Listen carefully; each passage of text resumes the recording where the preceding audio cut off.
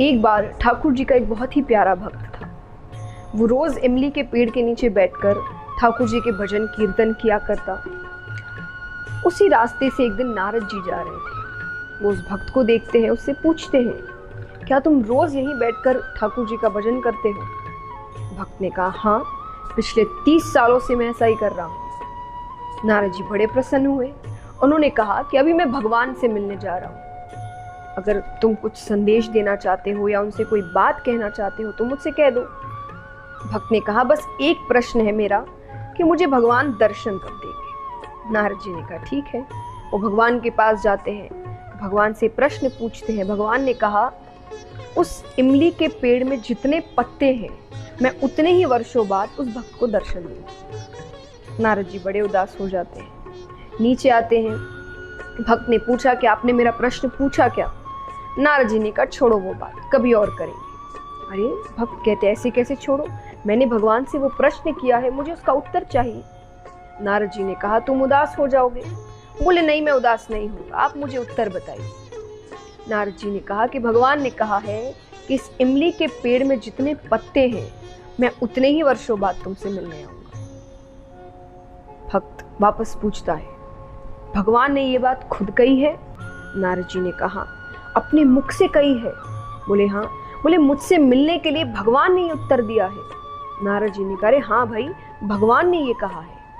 ये सुनने के बाद वो जोर नाचने लगता है, इतना मग्न हो जाता है, नृत्य करने लगता है, भजन गाने लगता है। ऐसा करते करते अचानक वहां पर भगवान प्रकट हो जाते हैं उसे दर्शन देने के लिए। नारद जी को बात अच्छी नहीं लगती। नारद जी ने भगवान से कहा कि आपने तो कहा था कि इस पेड़ में जितने पत्ते हैं आप उतने वर्षों बाद इसे दर्शन देने आएंगे। अरे, जब इतनी जल्दी ही दर्शन देना था तो मुझे क्यों झूठा बनाया? मुझसे क्यों झूठी बात कहलवाई? भगवान कहते हैं, मैंने झूठी बात नहीं कहलवाई। जिस गति से, जिस तरीके से वो भक्त जब तुमने प्रश्न किया था मेरी भक्ति कर रहा था, उस गति से तो मैं उतने वर्षों बाद ही उसे दर्शन देने आता। लेकिन जैसे ही उसे ये पता चला कि भले ही वर्षों बाद पर मैं उसे दर्शन देने आऊंगा, जिस गति से, जिस उत्साह से उसने मेरी भक्ति शुरू की, मुझे तुरंत ही आना पड़ा।